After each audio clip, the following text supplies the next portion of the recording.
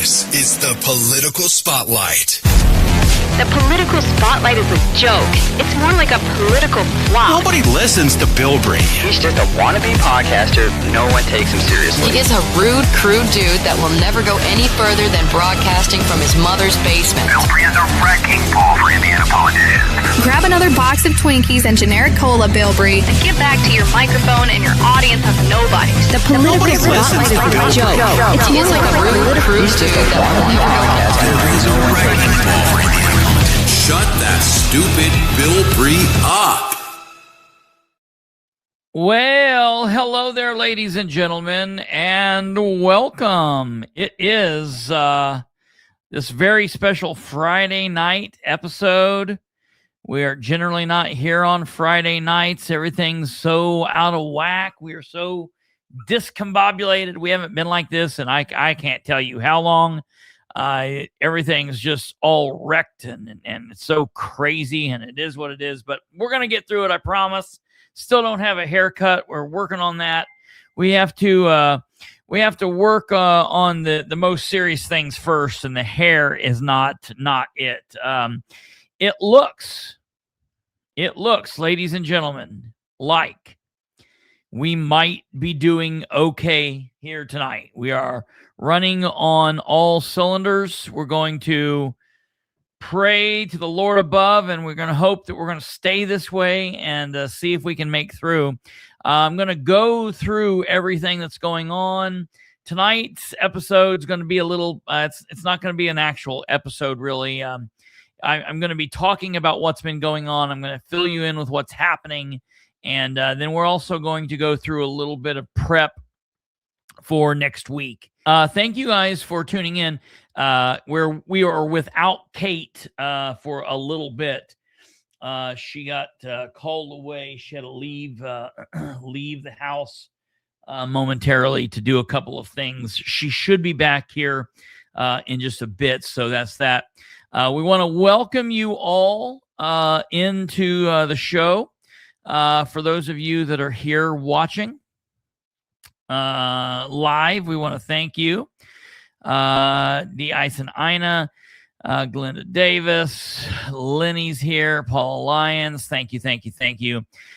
We thank you guys for tuning in and watching, listening. So here's the deal. We'll go ahead and get all the housekeeping out of the way before we get into that, I guess. If you would smash the like button, or maybe wait to the side if you want to smash the like button. I'm not really sure. Maybe you don't like it. If you don't, that's fine. If you would, if you're on YouTube, smash the like button. That would be fantastic. If not, either way. If you want to communicate with us, you can do that here. You can find our information here on the left-hand side, or the right-hand side of the screen, or down below, and do all of that. So, ladies and gentlemen, I am just about at the wit's end here. I'll tell you, it's been a busy last couple of days. I'm starting to have a little bit of a throat thing going on, and I just cannot deal with the chaos of the tech issues. I am so not technologically savvy that anytime we have major tech issues, it causes me major anxiety, because it's just not something that we've really had to deal with. We've always put out a pretty decent show without any kind of issues. So this is important, because people say, well, let's get to the politics. But I will tell you, this is important because it's make or break. I mean, if we can't put out a show that's worth anything, and look, we're starting to have lag. So of course. Well, I will tell you. Let me see. It looks like we're having some lag. I'm just going to try to get through it. So here's the deal. We called Comcast. Comcast came out, and they were extremely not helpful. They did not do what we needed them to do, as you see. So the problem is something that I don't understand: internet speed. And the ability to upload and download at the same time, and those different things. Okay. So basically, in order for us to do what we need to do here, we need what's called 300 up, 300 down. And Comcast was able to make us, we're there. We currently here at the studio have 300 up, 300 down. However, the other aspect of that is something that I also don't understand, and it's called packet loss. I don't know what that means, but it basically means we can produce the show and put the show out with less than 300 if we have no packet loss. But if you have 300 up, 300 down, and you have packet loss, whatever that is, then it takes away the 300. And so apparently, even though that should be something that Comcast deals with, that's out of their element. So what I did was I contacted an IT company, and I spoke with the IT company, and they said they know exactly what's happening. They said they can 100% fix the issue, that they have done much better with much worse. They knew exactly what was going on, and they said that they would be able to get us up and running like no issue. And they said the only way that we would ever have problems moving forward would be if the power went out. Outside of the power being out, we will be able to stream with no issue as we have in the past. And so Lenny brings up a really good question here. 700 episodes with no issues. Did something change? No. So here's the situation. The long and short of it. Broadcasting from Lighthouse Studios, where we were before, we were in an area whose Wi-Fi had been upgraded about 8 months before we left. And but for years, for 10, 12 years of broadcasting, never had issues. Never, ever had issues. So that was that. Then upon moving here, starting in March of this year, we've broadcast with no issues. We broadcast here and didn't have any issues.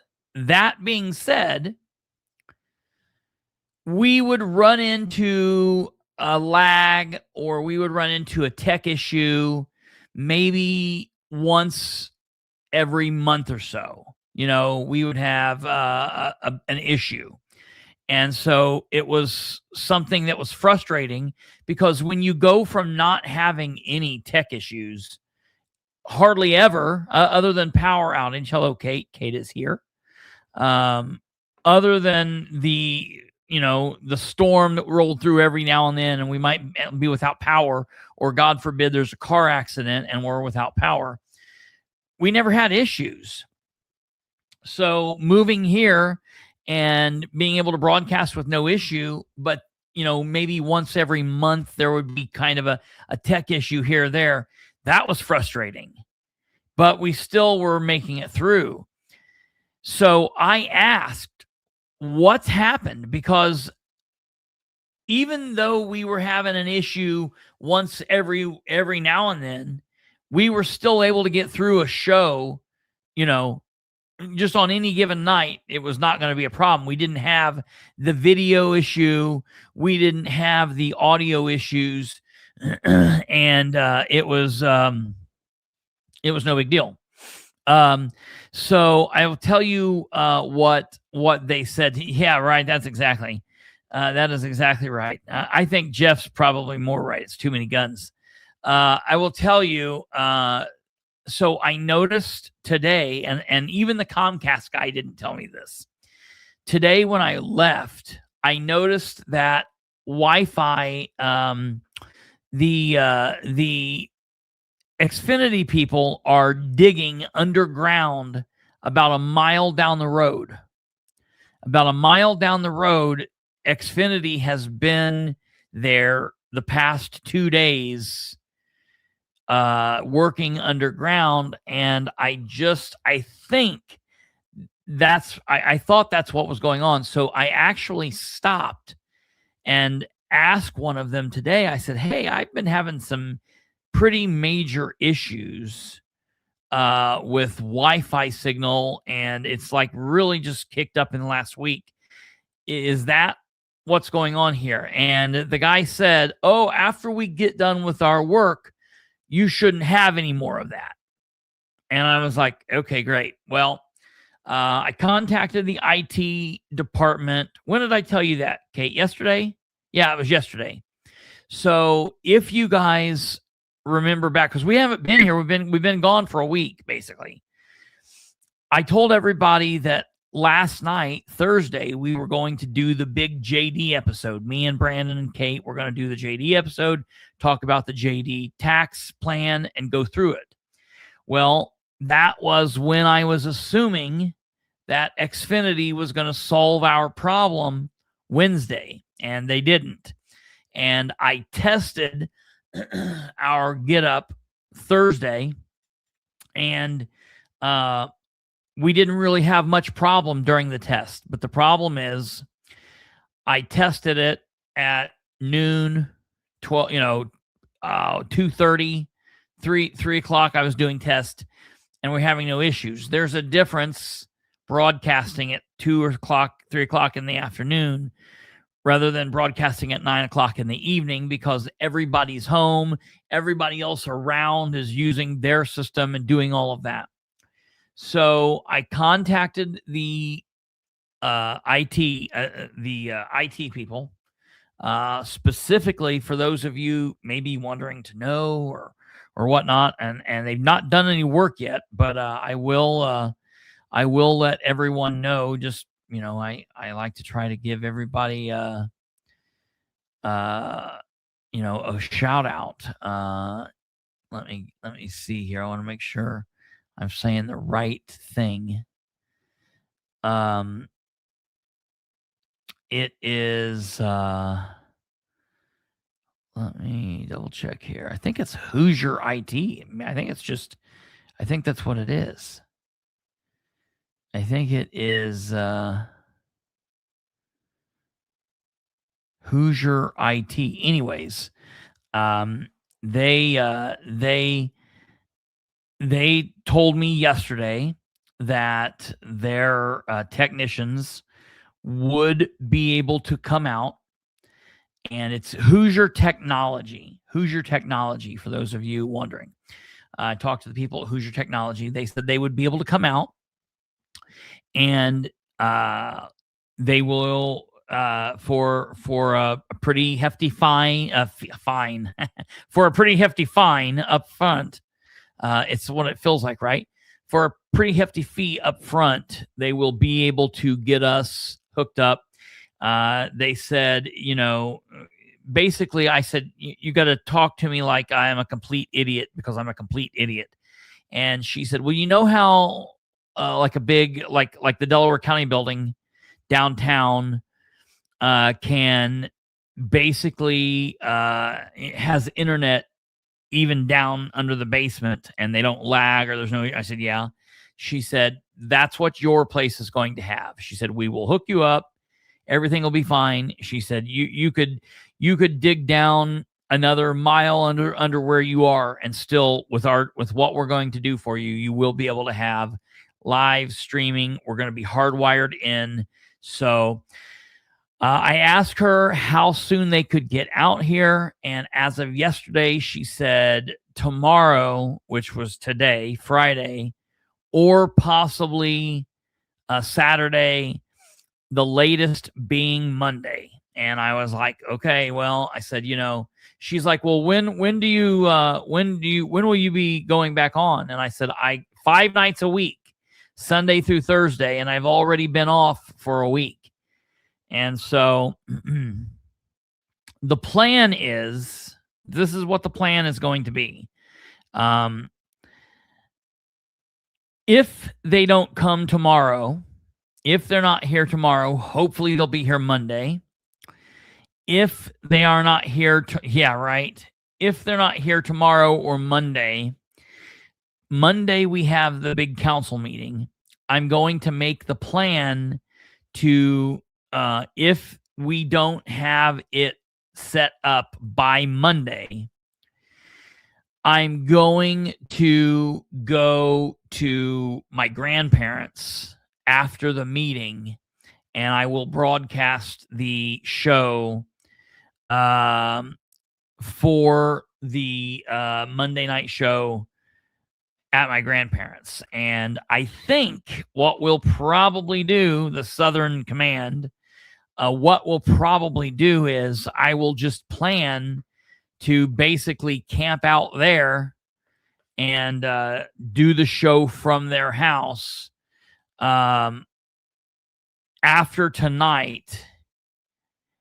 If we can't get something going for Saturday or for Monday, we'll probably just do that. So because of that, I am willing to say that even if for some unknown reason they don't have us set up by next Thursday, I will do the show next Thursday from my grandparents' house. And Brandon and I will be on, and we will do the big JD episode Thursday. So that will be Thursday, August 6th. So if you want to put that into your calendars, put that into your brains, that will be the JD episode. So we will do what we've got to do there. Monday night,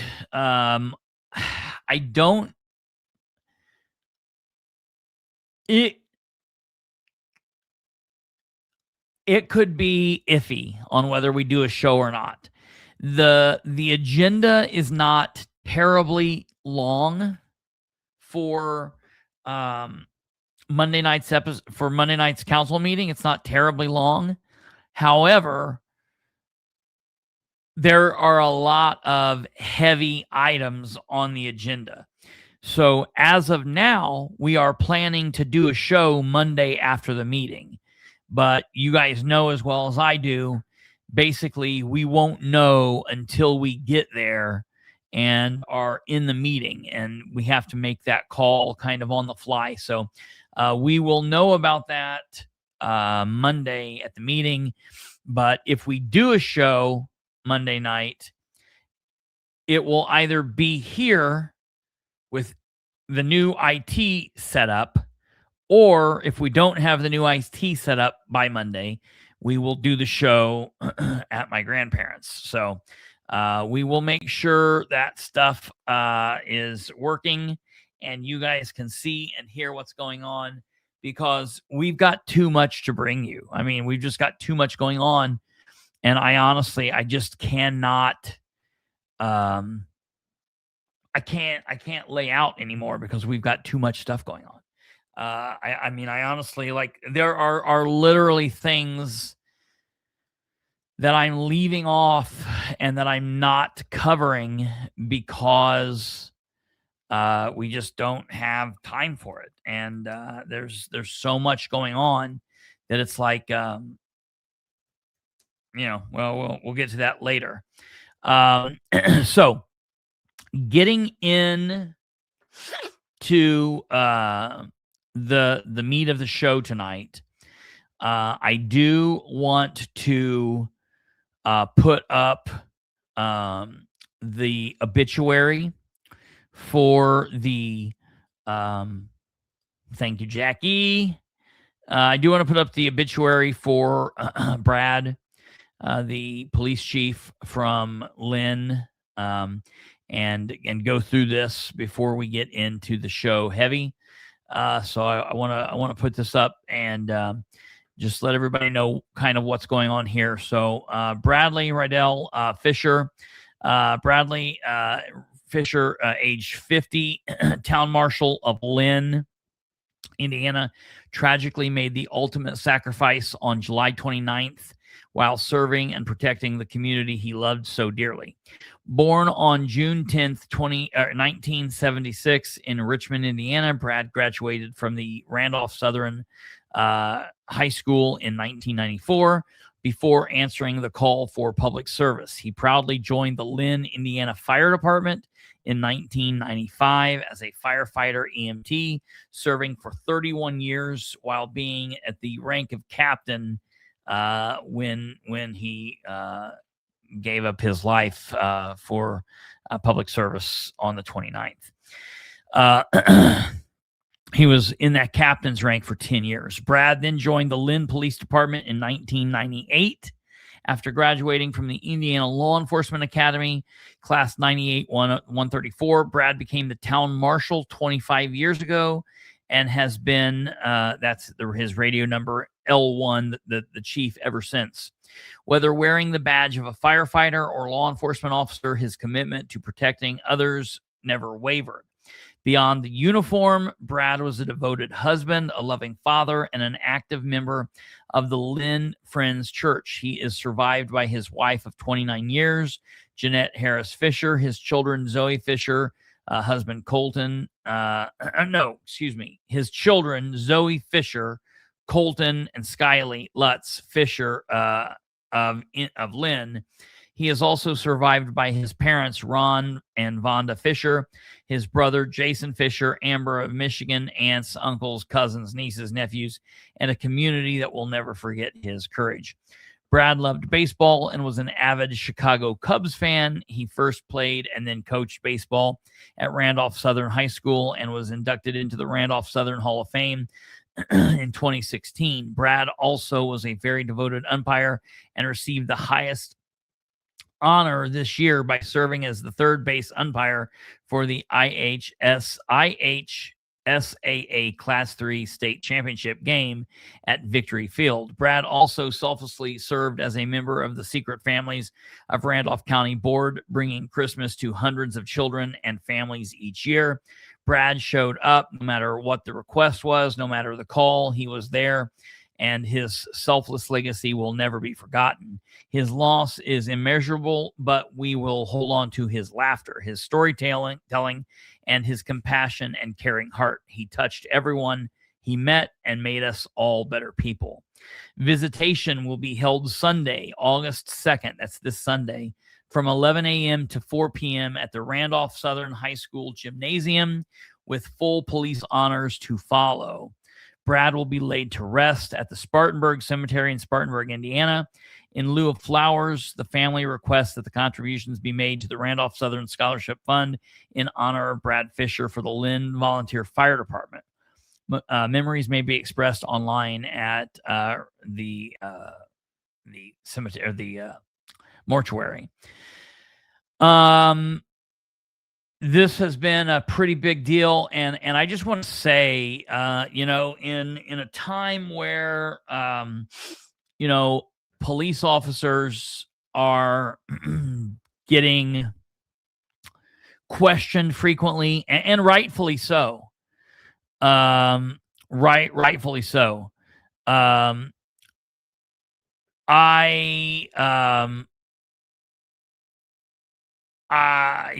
There's a lot of officers that have done things wrong. Brad was not one of those guys. Brad was a good officer doing things the right way. Brad was a peacekeeper, not a tax collector. Brad was somebody who maybe at one time he dreamed about at one day, working for New York PD or IMPD or Muncie or kicking in doors.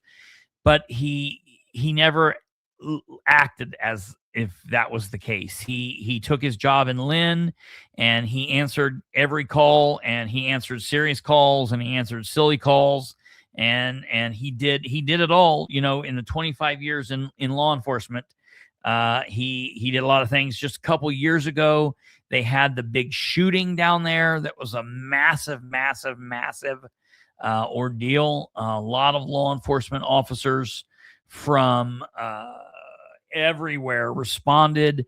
Lots of police cars were shot up. It was a massive barricaded situation, and it was a very, very, very hectic and chaotic situation, and it was just as serious as anything that you would deal with in LA or New York or whatever. So Brad walked the walk, and he did it right. He was if we had 1,000, 10,000, 100,000 more cops just like Brad, we would be much better off. He definitely was one of the good guys. His son is a sheriff's deputy on the Randolph County Sheriff's Department. And so, you know, we have that, and he will live on, hopefully, in his dad's, shadow, and maybe be able to grow out past that one of these days. And his, all of his kids and their significant others are very well trained and understanding in the sense of public service. He's got one that's a teacher, and they're just all connected in serving the public in different ways. So our thoughts and our prayers go out to his family and to the community. And so we just want to share that and continue sharing when there's updated information about this situation. So Monday's city council meeting is going to be interesting. There are several things that are on the agenda that are very important. I'm going to put this up here and let you guys. We're gonna look through this again here, and I want to kind of go through this. So there's been a change to the agenda. I don't know if you guys will remember from Wednesday night or not. But the other night when we looked at this agenda, under the public hearing section, they had two entities, two entries under the public hearing heading. They had Ordinance 926. They also had Resolution 826, and Resolution 826 is the investigation into the controller's office. And I've got to say that when I first saw that come out, I was really concerned about that. And as we reported on Wednesday night, when I was trying to find out why that was on the agenda where it was, I had asked a bunch of different people, and people said, I don't know. I think the council president did it. Somebody said, I don't know how that happened. I don't know who did it. Someone told us they thought Shireen did it. And so I thought, wait a minute, why am I not asking Lacey? So I sent a message to Lacey, and I said, hey, can you explain why Resolution 826 is on the public hearing? Because in my opinion, it shouldn't have been there yet. In my opinion, the council needs to discuss what they want to do next, because it's kind of in flux right now. It's in limbo, because technically the administration has not done what they needed to do to give the council what they needed. So I didn't want this to just be hurried through to public hearing and then say, okay, well, it's been heard and now we're done with it. So I reached out, and Lacey told me, and rightfully so, and she did the right thing. She said, No one put it on there. She cleared up. Shireen didn't do it. She told me that she put it on. And she said the reason I put it on was purely a housekeeping issue. I was under the impression that this is what the timeline called for, so that's what I did. And I said, well, I told her, I said, I explained to her why I didn't think that was right. And to her credit, she said, I think what you're saying is exactly correct. And, that's big because people in government really just don't do that. And that's just not done. You know what I mean? It's really not done in government. So it means a lot that she did that. So then yesterday she emailed me and she said, following our conversation from yesterday, so Wednesday, at the recommendation of legal counsel Brandon Murphy, the public hearing for Resolution 8-26 has been removed and Resolution 826 is now under the section called committee reports to allow ample time for discussion and questions. And so, as we can see here, it's no longer under the public hearing section. We get Ordinance 926 is under that. We then kick into the regular meeting.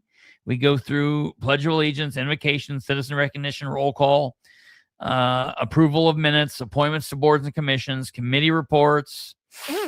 And then under committee reports is where Resolution 826 is. And now they can discuss what they want to do. And I think what we will see happening is, I think that they will say, we need to have a special meeting to discuss this and to come to some kind of resolution with it, some kind of ending. And that I will be okay with. Now, I really wish they would say, we're going to go through the court. We're going to compel the controller through legal court recourse to comply with what we're requesting. But I don't think they're going to do that. So at least they will be able to have a longer meeting that's solely for Resolution 826. We'll all be there. And hopefully the controller and the administration will come prepared. And if they're not, hopefully the council will come prepared to smack them down. We're saying that, we don't want to go through court and we want to cooperate and we want to try to be as friendly and cautious as possible. Well, if the council's doing their part and the administration's not doing their part, that's not cooperation. That's not doing what you're supposed to be doing. And so if you force it's kind of like what you say, to a child, this is going to hurt me, worse is going to hurt you. You're forcing me to do this. I don't want to do this, but your actions are causing this. That's what's happening here. The controller's actions would be causing the council to have to do whatever they would do. Now, will they be strong enough to do it? I really don't know. I really do not know. So I guess we'll see what'll happen. But it is better to have it here than to have it under the public hearing section. So I immediately feel better about that. Okay. While we're on the email situation, and we're talking about emails to Lacey and emails to counselors, and we're talking about everything going on. All right. I sent out an email to several of the council, to everybody on the council and to Lacey. Okay. And the email I sent out was this email here. And I say, I'm writing to request an important clarification regarding Ordinance 13-26. Now, you will see I addressed it up here to Council President Jeff Green, Council Vice President Dale Basham, all other Muncie City Councilors and Deputy Clerk Lacey Jones. Okay. I address it this way because I want Council President Green specifically, or Basham, one of the two, to respond to this email. Okay. I'm writing to request an important clarification regarding Ordinance 1326. This question is aimed at Council President Green or any other councilor who can answer the question. I'm sending this to Lacey to keep her in the loop. Specifically, I'm asking how the council intends to address this issue. As we are all aware, the council voted 8-0 to introduce the ordinance, 8-0 to suspend the rules, which was the right thing to do, and then 8-0 to pass the ordinance. Former acting mayor George Jeffrey Howell then vetoed Ordinance 1326, and now you all will need to determine what will occur with this in the upcoming meeting on Monday, August 3rd, 2026.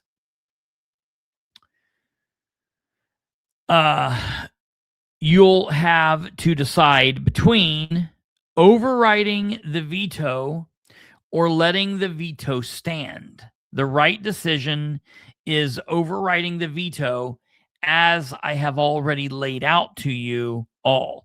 And I sent them an earlier email based around the 10-page document that I have published and put out there.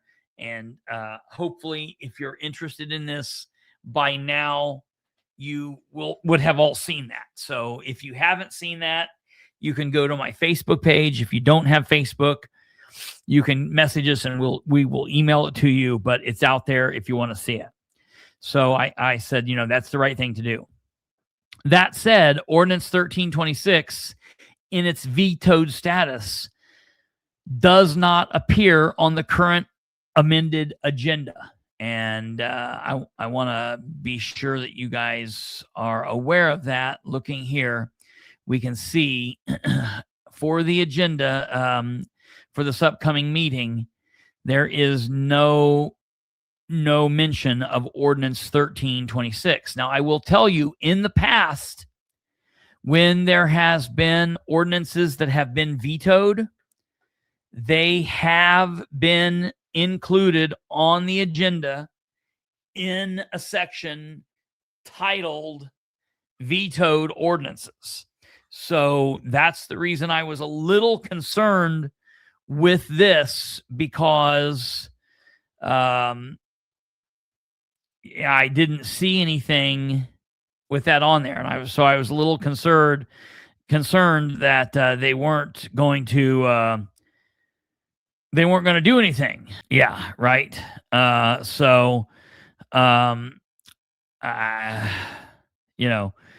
Very strange. Yes, really quickly, off topic, but yeah, I fully believe Jamel Lewis will be investigated. Yes. Okay, back on topic here. So I because of this, I wanted to email the council, and I wanted to get their understanding of how the council meeting would go. Because what I didn't want to do is I didn't want to get to the meeting on Monday and these people say, well, it's not on the agenda and nobody talked about it. And well, Bilbrey brought it up in public concerns, but we're at the end of the meeting. And so, oh, well, I wanted to make sure that it's out here because they need to do something with it. Okay. Because they have to do something with it Monday if they're going to do anything. If they don't do something with it Monday, it will remain vetoed. I'm therefore requesting clarification regarding this housekeeping issue. Does Ordinance 1326 in its currently vetoed state need to appear on the agenda to be handled appropriately? No matter which direction the council decides to take concerning Ordinance 1326, a discussion will have to take place. My question is, when will that discussion occur? As we should all be aware, District 5 Councilor Jerry Dishman has filed a substantially weakened replacement for Ordinance 1326, known as Ordinance 1526. after being asked to do so by Mayor Ridenour based on some wrong information. And I'm being polite here, but it's my opinion that Ridenour flat out lied to him. Okay, I want to make that clear. All right, I was being political in the email, but on the show, I'm telling you, I think Ridenour lied to him purposefully. And if Dishman doesn't feel like a fool because of that, then I wonder, what's going on. Okay. Dishman should withdraw Ordinance 1526. If he chooses not to, it should be defeated by a vote of 1-8 for introduction, or 5-4 worst case scenario, but 1-8 is how it should be. That one person voting for it, I assume, would be Jerry, and everybody else should kill it, but that is what it is. Either way, before the council proceeds with Ordinance 1526, I believe it has an obligation to resolve the status of Ordinance 1326 publicly. Ordinance 1326 should not simply disappear without public discussion, explanation, and accountability. This matter directly concerns the council's legislative authority, its relationship with the executive branch, and the public's ability to understand how this duly passed legislation, which was overwhelmingly supported by everyone, including Ridenour and Howe, is being handled following this questionable veto. For that reason, I am requesting this input. Because any action regarding the veto may be time sensitive, I would appreciate receiving your response before the Monday, August 3rd, 2026 meeting. Thank you for your attention to this matter. Okay. And so that's what we have there. Well, I sent that out yesterday at 1:20, and Lacey responded. Amazingly, Lacey was able to respond, but for whatever reason, we are now, I think, back to Jeff Green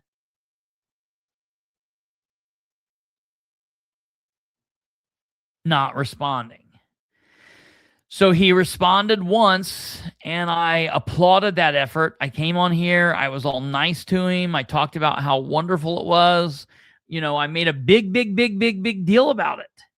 Matter of fact, on a night when I normally would have just taken off, I specifically came on live just to talk about how happy I was, how proud I was that he followed up with his word. He kept his word. I was really proud. I was proud of him.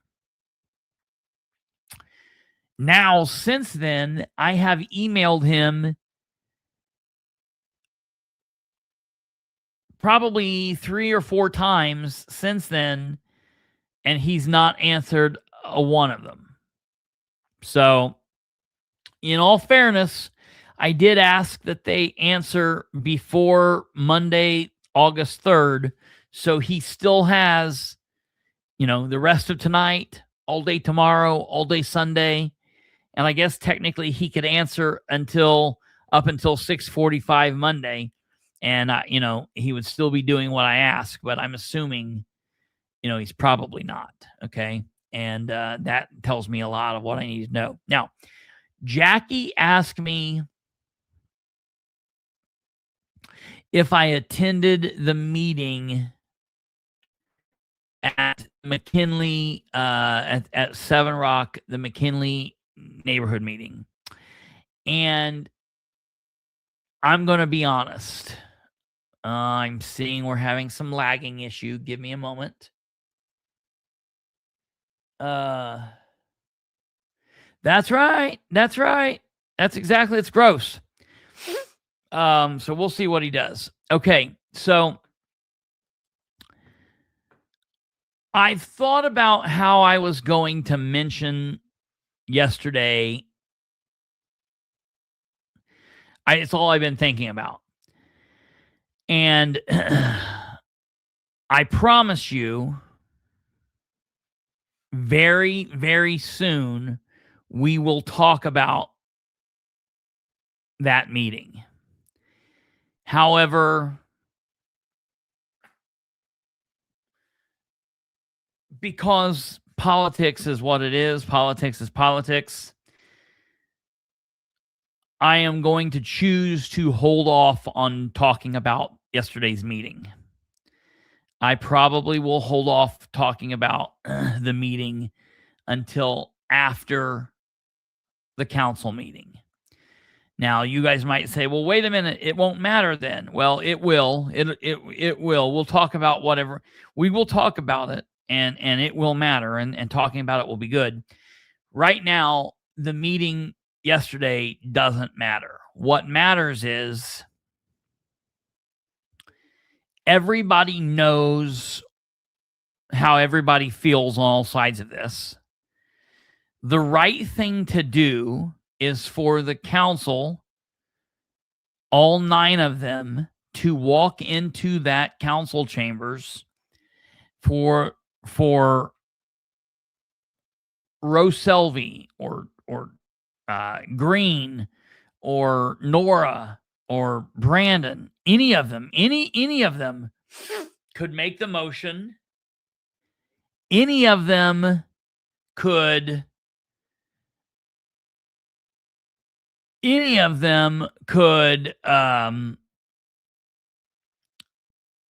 make the second, and then the entire council, 9-0, needs to vote to override 1326. They need to vote to override 1326. And then if there is any work that needs to be done, if there's anything that needs to happen to touch anything up, they can deal with it through amendments. And I am going to take this time to say this. I have heard from several council people over the years saying something that I feel like we have to correct. I have heard council people over the years say, I don't like it when we sponsor an ordinance and an ordinance comes before us and it's not just perfect and we don't just vote on it and let it roll. They say that's what they think they should do. They don't like it when there are a bunch of amendments. They think that that means something's wrong. And it doesn't mean something's wrong. It means they're doing the work of the people. They're doing what needs to happen. From every meeting, you only have a short period of time in which you have to get an ordinance ready. You don't have a whole month. You don't have six weeks. You don't have 6 months. When the June 1st council meeting got done on June 1st, the council had to have anything they wanted to be in for the July 6th meeting needed to be in by the 22nd of June. So that's 1, 2, 3, 4, 5, 6, 7, 8, 9, 10, 11, 12, 13, 14. That's 15 business days. Okay. 15 business days that they had to work on anything that they wanted to be on the July meeting. When the July 6th meeting ended, okay, on July 6th, 1, 2, 3, 4, 5, 6, 7, 8, 9, 10. They only had 10 days to work on anything that needed to be on this meeting. So the council doesn't have a lot of time to put together an ordinance that's going to be perfect. The council having debate and argument and discussion and back and forth and having the public come up and talk, that's what should happen. specifically the public part, because the public has a chance to have input on what the council's actually going to put in the ordinance. But we have legitimate council people, Jerry Dishman's one of them, that thinks that that is broken. That's not how it should go. So we have to somehow get these people to understand that the work is okay. That's what it should be. So that's really frustrating. Taking all of that back to Ordinance 1326, it needs to be overrode. I want it to be 9-0, but 6-3 is fine. That's what it takes. That would be the 4 Democrats.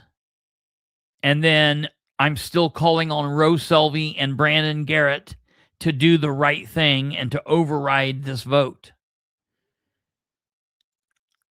Now, there are a lot of players behind the scenes coming from Ridenour and Jeff that's trying to do things that's unhinged. And I don't want any of the council people to get caught up in this.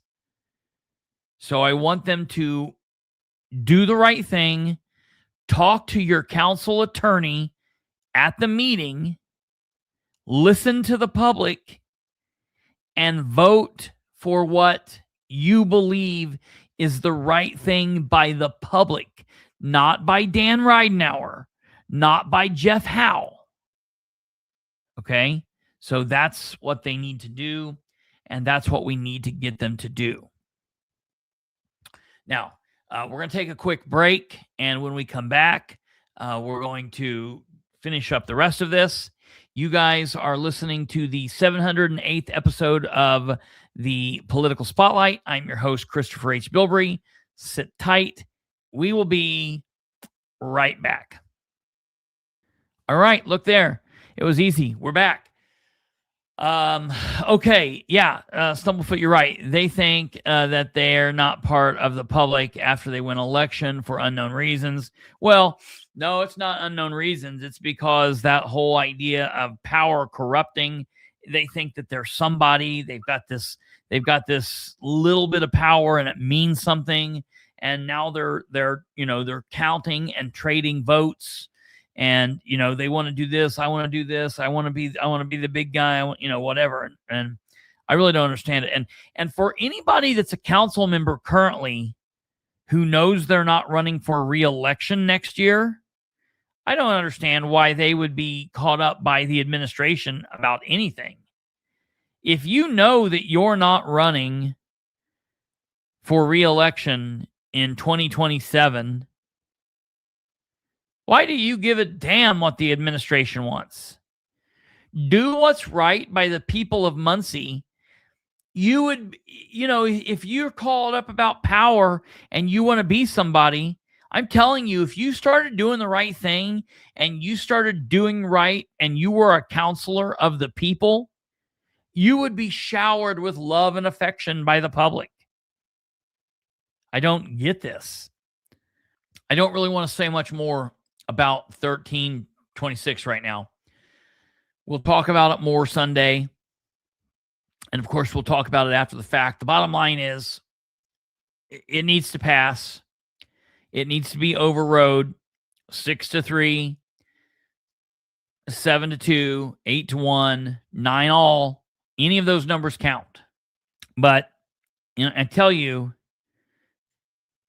this is going to be something that if counselors don't do the right thing here, they are going to get the ire of the show for a long time. You know how I say, as long as you stand by what you vote, even if I disagree, it is what it is. There are some times that the thing is big enough that it has to be, if you don't do the right thing, you get a beating for it. Figuratively. figuratively. Okay. And so that's that. Moving on, after they override 1326, Jerry at that point should withdraw 1526, because after they pass 1326, we don't need 1526, so it should be taken off.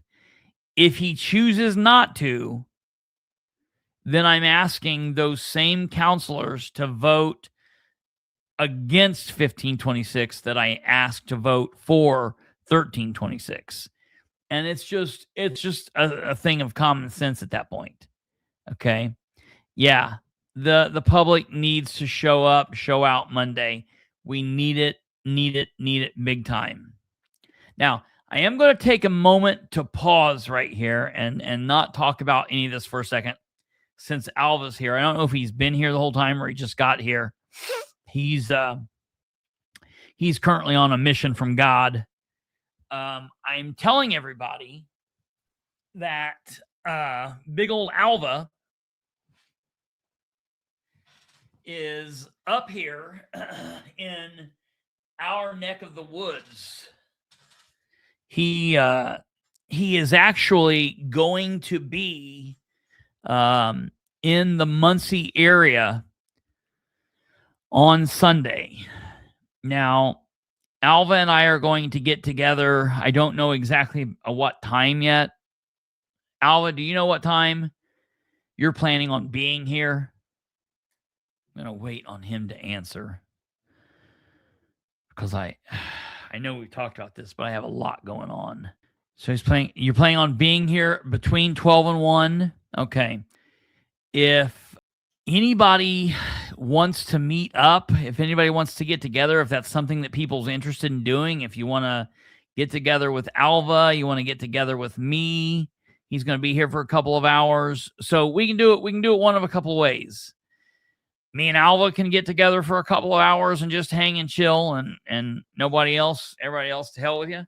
Or if other people want to kind of get together, maybe we could go hang out at like a Pizza King or something and just spend some time sitting around and shooting the shit and talking. Alva, for those of you that are in the Muncie, Delaware County area, Alva is like from far, far away. He's like from the other side of Oz, basically. So it's kind of a big deal that he's coming up this way. And so we want to take this opportunity to kind of get together and say, hey, hello, Jeremy. But yeah, so what we'd like to do is, if folks would like to get together, and just shoot the shit and talk a little bit, we can do that. I'd be willing to, get some pizzas or whatever. So if anybody wants to do so, here's what we'll do. Maybe what I'll do is I will make up a Facebook like event. And what up, Jeremy? Hope you're doing well. Take care of yourself. Don't work too hard, obviously. If anybody would like to get together Sunday, it'd be between like 12 and 1 for a couple of hours. I can make an invite, and I'll send it to the people that I think would want to come. It'll be on Facebook. You can get a hold of me if you're interested in finding out what's going on, or you want to get a hold of us, do whatever. You're more than welcome to contact me. Phone number is there at the bottom. Email, all of the emails, all the social medias, it's all there. So you can get in contact with me if you're interested in doing that. And we can see about doing something and kind of hanging out and having a good time and seeing Alva and giving Alva some shit, whatever. So if you guys are interested, I'll put something together and we'll see what goes on. Oh, that would be amazing. I would love that. I would absolutely love that. That would be fantastic. The whole gang could come. Amber could come. Alva and Amber could spend hours talking. It would be a lot of fun. I couldn't imagine anything more fun.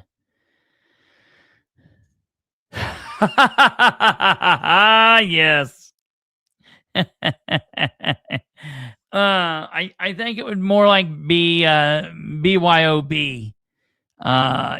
So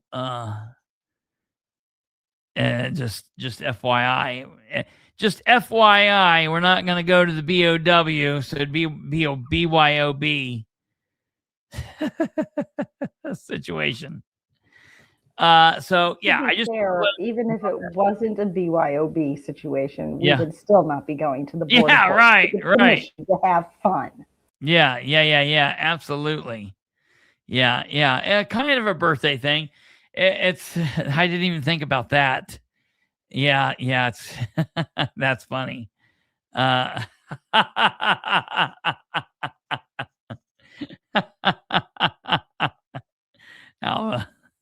That's hilarious. So I'll put something up on Facebook. We can see what goes on. Will there be alcohol? I don't know. I'm a teetotaler, so if there's alcohol, I'm going to leave that up to whatever heathens want to be. Whatever you guys all want to do. I'm like, give me my water or Gatorade. I'll be fine. So a drag queen team. Yeah. Don't they do something like that? I know I've seen it before. Anyways, before I get in trouble. No, Linda. Yeah. So, back to the meeting on Monday. One of the other really big, yeah, that's exactly right, Space Cat. One of the other big issues that will be discussed at Monday's meeting, of course, will be the fire department situation. Ordinance 926, Resolution 1026, Resolution 1126. I've said about everything I can say about the fire department situation. I'm not in favor of it. You know what? At some point, I got to stop saying no to everything. Screw it. Do it. Do it. I'm telling you why I think it's going to be wrong, why it's not a good idea, why you shouldn't do it. Jerry and Jeff Green attended those same 2 meetings that Sarah did, and they were there. They watched the same things that we watched, and they voted favorable recommendation for the thing. And if they're able to listen to everything that's happened and to watch what hasn't happened, and if they're able to give that a favorable recommendation, screw it. Let's do it. I'm down. Spend the money. Do it. All that happens is I get to tell you, I told you so on the end of this. I'm either right and the council does the right thing, or I'm right and they do the wrong thing and I'm still right. They didn't listen. They already were told by Dan what they needed. Yeah, 100%. See you, brother. Take care. Be safe. Glad you guys got in. We'll see you Sunday, brother. Take care. So I don't know. I just don't know what to say about the fire department thing. I don't want to build one fire department for $11.5 million or $22 million over the course of 22 years or whatever. I would much rather build 3 fire departments for $11.5 million. I'll tell you what. I honestly, I'll tell you what. Let's see here. Let's see what it is. 13 million divided by 3.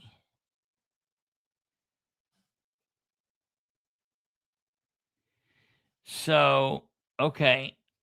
Well, what we'll do is I think that they need to build 3 fire stations, each one at $4.5 million. Station 1, $4.5 million. Station 2, 4. And I'm not saying which station specific. I'm just saying, a station for 4.5, another station for 4.5. And then I tell you what, the one on Ball State campus, the city of Muncie will put in $4.5 million. And then if they can get another $4.5 million from Ball State, then they can build it for $8 million and they can make it as big and cool as they want. Ball State University, Ball Hospital, the whole kit and caboodle, everybody ought to throw in money to that. Muncie and the Balls could do it in thirds. Muncie could put in 4, Ball Hospital could put in 4, and Ball State could put in 4.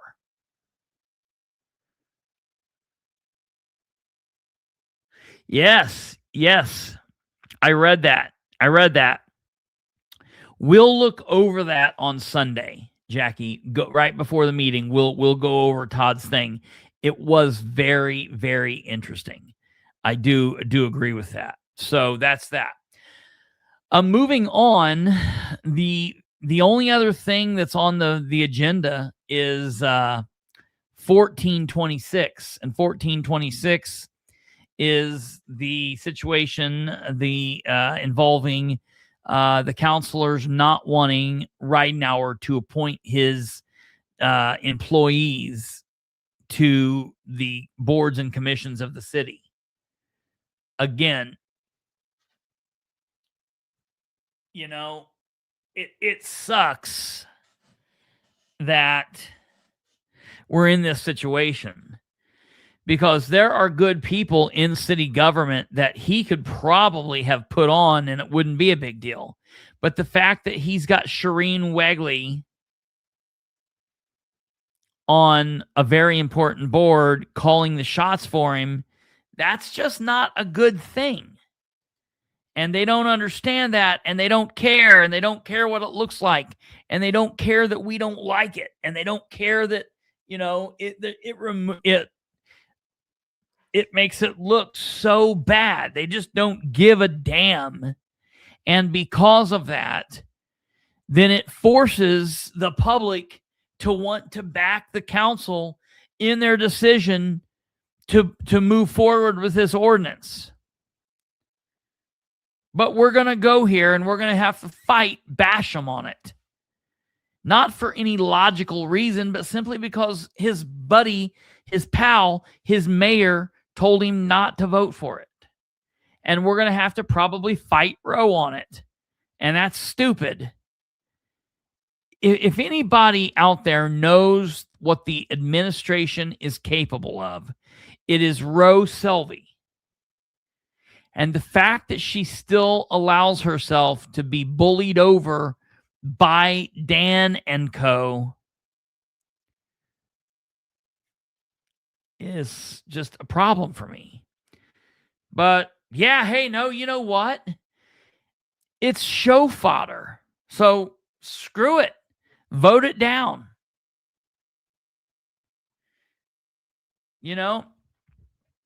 I'm tired of people telling me I'm negative all the time.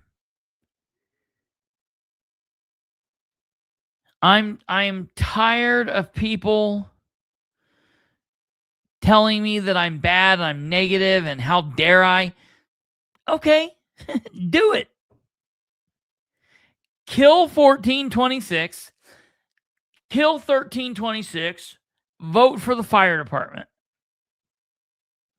Dan, don't show up to the meeting Monday. You don't need to be there. Controller's office, leave all your paperwork upstairs. Don't come down to the meeting prepared with anything. Because why would any of that shit matter? I don't know.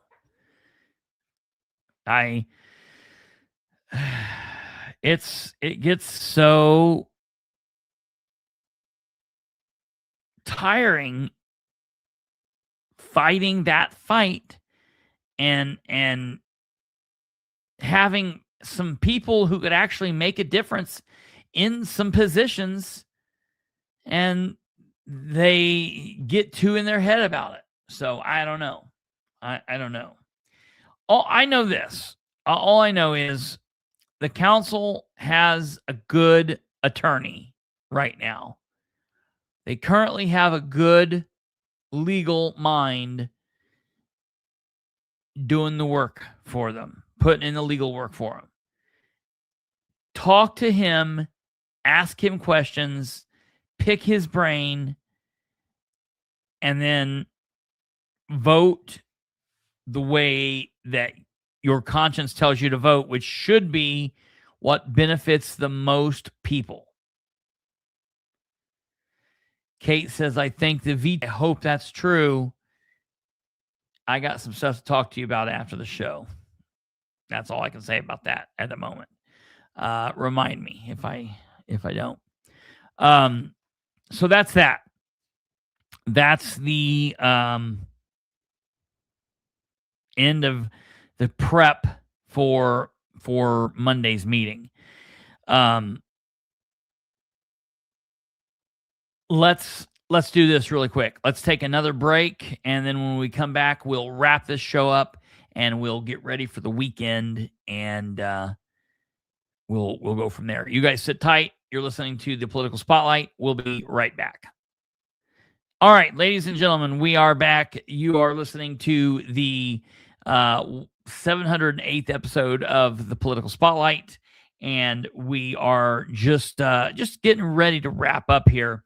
We also have a Delaware County Commissioners meeting that will be taking place on Monday. We also have what all do we have? It's Monday. It's Monday. It's a new month, and we have a lot of stuff going on. So we've got the Delaware County Commissioners meeting, Randolph County Commissioners meeting.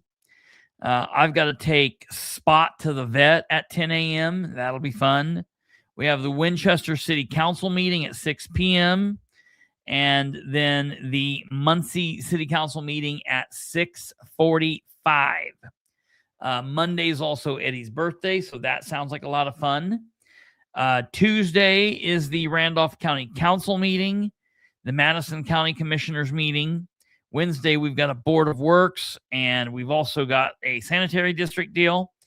I then have to go to the doctor at 9 a.m. Thursday morning, and then we have a Madison County Parks Board meeting at noon on Thursday, and then we go into Friday. So that's what that will be. Really quickly, just before we end here,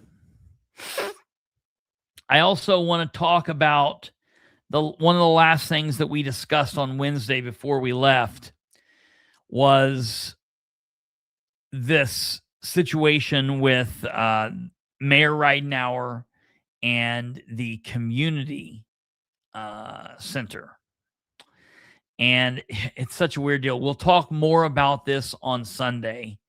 But I just want to leave you guys with this. So Ridenour does his community update, and he says there was a vote. The vote was taken. The vote was 4-1. Yada, yada, yada. Everything was great. And we're putting the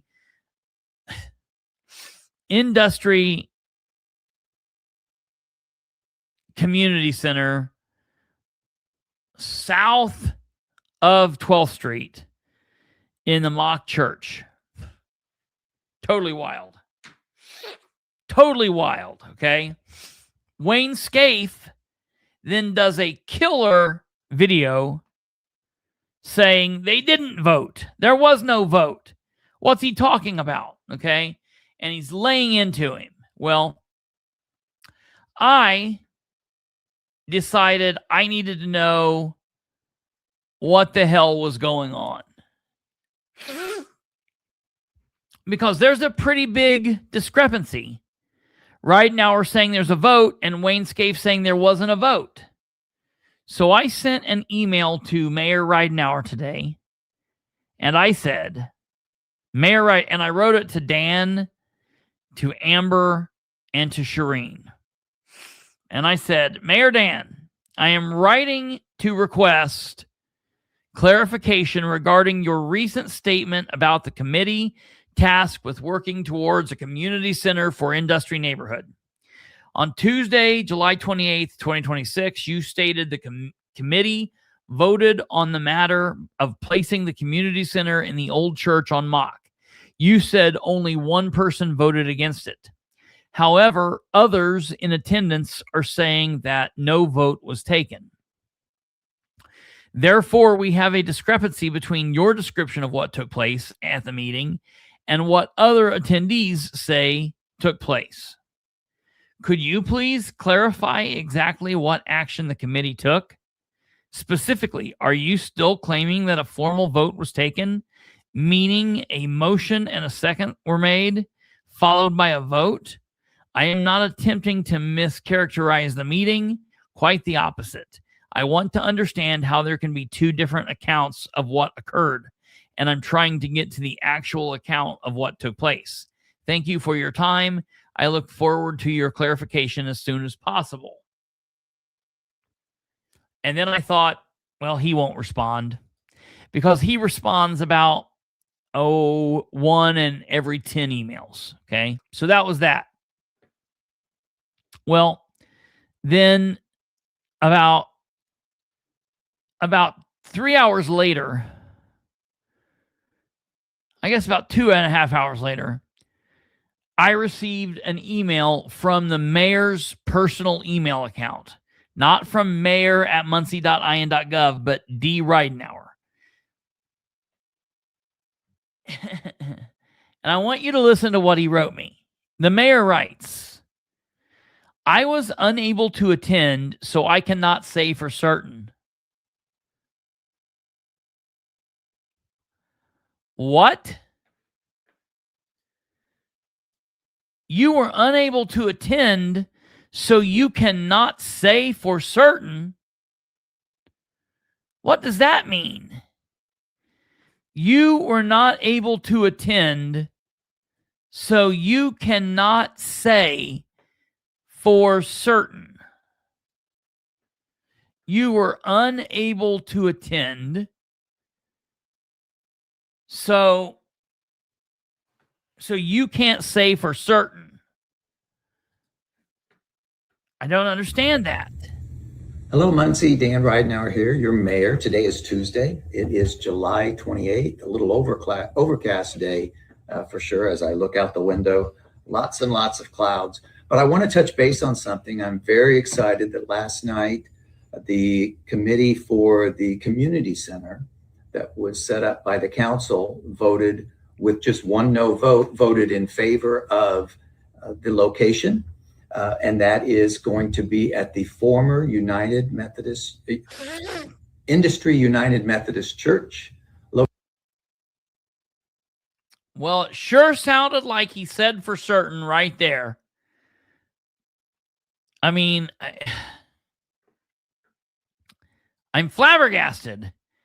I was unable to attend, so I cannot say for certain. And just so you know that I'm not making this up, here it is. Here's his email. I was unable to attend, so I cannot say for certain.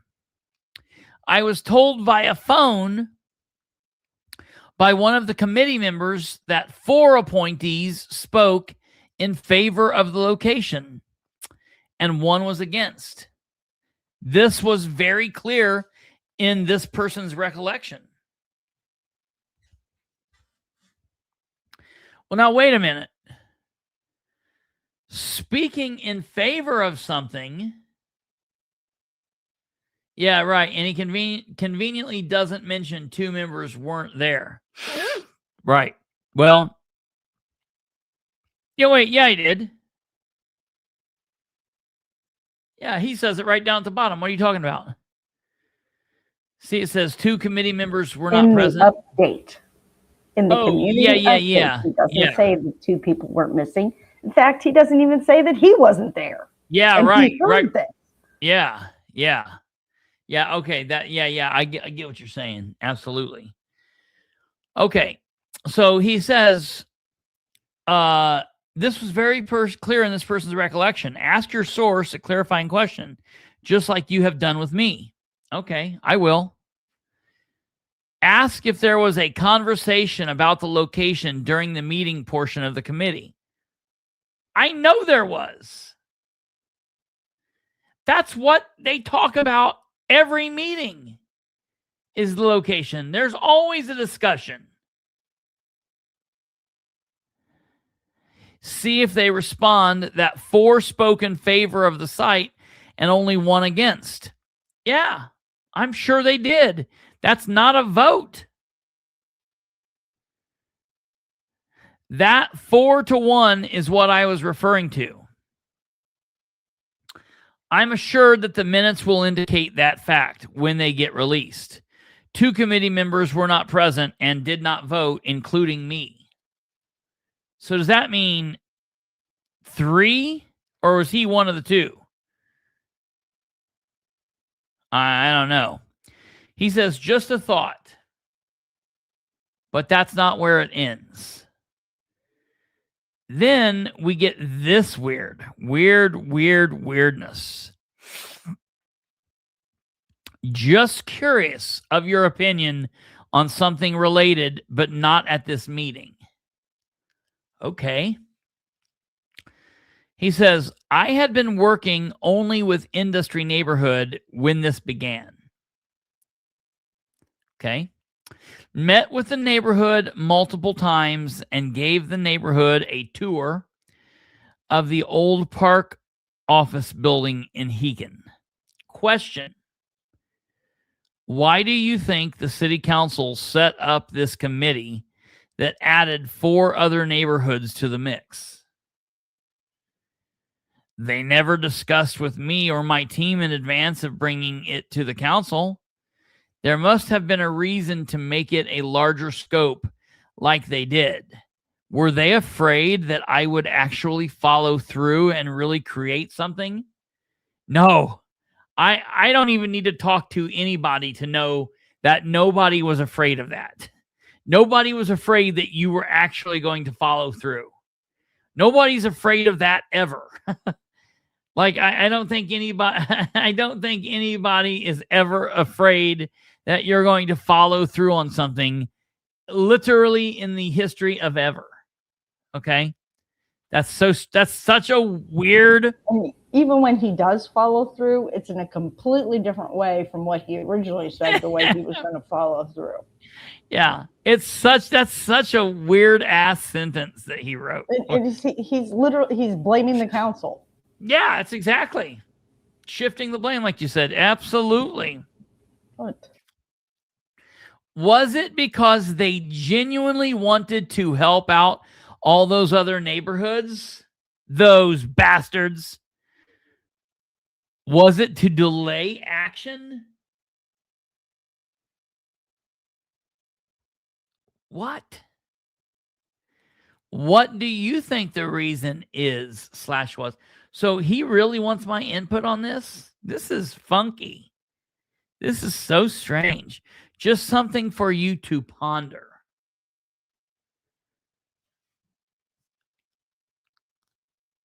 In all of my interactions with Dan, listen, there was a time when we liked each other very much, and we spoke and talked to each other frequently, and we emailed frequently, and we text frequently. I've hung out with him privately. I went to lunch with him a couple of years back. This did not sound like his email. This did not sound like him. I sent this to Kate, and I said, I just need to know, does this sound like Dan Ridenour? And she's like, no, I don't think so. Personally, I don't think so. So I couldn't take it any longer. I needed to know. So I sent Dan a text message at almost 6 o'clock tonight. And I said, "Good evening, sir. Sorry for bothering you. I was double checking something. I sent you an email earlier today. I'm not sure if you're aware or not. And I got a response. This sounds so weird, specifically if he's the one that wrote it. I said, I wanted to double check that the response actually came from you and not Shireen or Amber. Oh, no, not from Dan. No. And he texted me back and he said, what do you think he said, Kate? What do you think he said? He texted me back and he said, oh, no, I definitely wrote that. He said, me. That's all he said. Me. M-E period. So weird. I said, awesome, thanks. Which, great. I'm glad it was him. I don't know. I just think it's very strange. I think it's very strange wording. I think this question with this line here and not a space is weird. I just don't know I just don't know.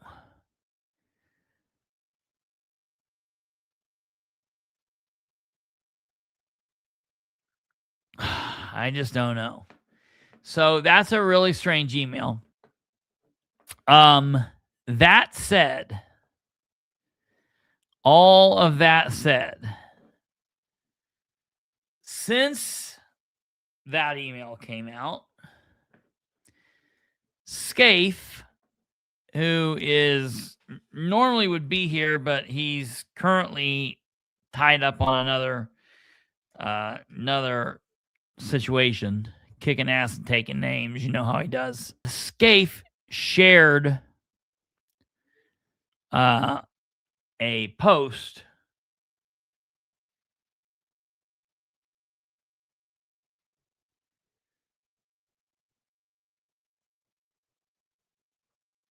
Yeah.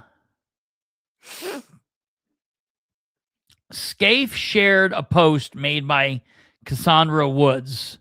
And Cassandra said, I need you to read this document before you make up your mind. Really read it. For 24 years, Muncie promised the industry neighborhood a community center to replace the multi, the place that fed me, kept me safe, and believed in me as a young lady. That promise still hasn't been kept. Now, there is a plan to put in a church on Mock Street that has sat empty for a long while, not fit for its own congregation.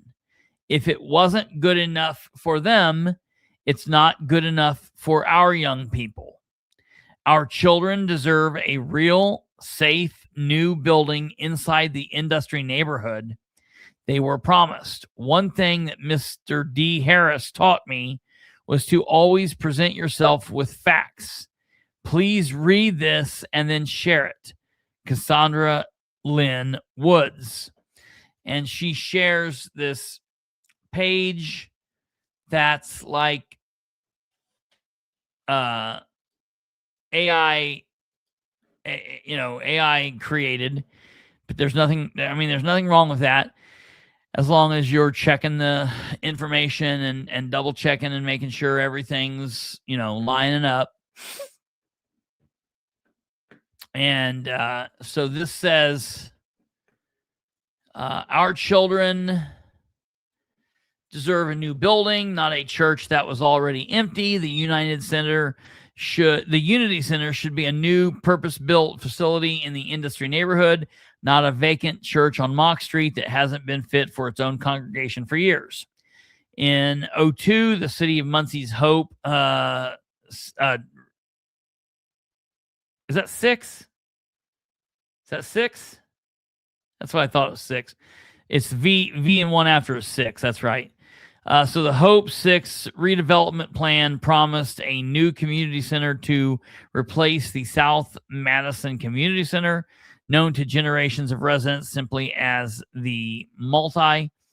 As part of the rebuilding of the industry neighborhood after Muncie Homes was demolished 24 years later, the city is considering a shortcut, placing that promised center inside a vacant church building on Mock Street, roughly 2.1 miles away, instead of the new building. This document lays out why that shortcut does not serve the children it is supposed to serve. Numbers that at a glance. 2.1 miles, Mock Street's a distance from the original multi-site. Distance from the original multi-site to the industry neighborhood is less than 0.25 miles. Years, the church building has reportedly sat vacant, unfit even for its own congregation. 77.1% of the Muncie workers drive alone to work. Few alternatives exist. 19.6% Muncie's poverty rate versus 12.5% nationally. 602.4 violent crimes per 100,000 residents, 68% above the U.S. Rate.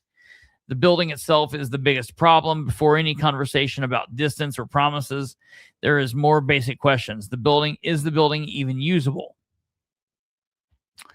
The church on Mock has not been occupied for years. By multiple community accounts, it's sat empty because its physical condition was no longer suitable to safely house its own congregation. If a building was not considered fit to hold Sunday service, is it fair and necessary to ask the public why it would now be considered to fit to hold a room full of children 5 days a week? A building does not sit vacant for 2 years for no reason. Long-term vacancy in an aging structure typically means one or more of the following, and public deserves clear answers on each before any decision is made. Deferred maintenance on the roof, the HVAC, plumbing, electrical system, often the most expensive line items in any renovation and the ones most likely to be hidden until a contractor opens the walls. Moisture, mold, structural issues, development specifically because a building sits unheated, uncooled, unmonitored for an extended period. Code compliance gaps. A building vacant for years is almost never current on fire, electrical, accessibility code, and bringing it current is rarely cheap. So there is that. And then next, we got all this. So I reached out to her and I asked her to provide to me this entire document. And between Cassandra and Scaife, one or the other said they would get it to me. Hopefully I will have it before Sunday night's show. So we will do a show Sunday and we'll hopefully have that. She said she'd get it to me tomorrow. So hopefully that happens. As Kate says, another crisis center deal as is acquisition of a building, start renovation, find out termites, and the project becomes something else entirely. And that's the thing. The project with the crisis center, the old Workman's Bar, was a disaster from word go. The only people that made out on that thing in any way was Belinda Munson and Dustin Clark, and then whoever the hell ECIBG that thing was, whatever that entity, because Belinda and Dustin made out because they bought a building for cheap and they sold it, they flipped it and made good money. And then the person they flipped it to made even better money because the city bought it for an astronomical price, which was just ridiculous. And don't forget that Dustin and Belinda kept the liquor license. Yeah, well, and recently have traded that off to another bar that's now renting it from them, and they're just making big-ass money just making big money left and right off of it. And then in the end, after we build an amazing clinic there, we then in turn around and give the building to the mission.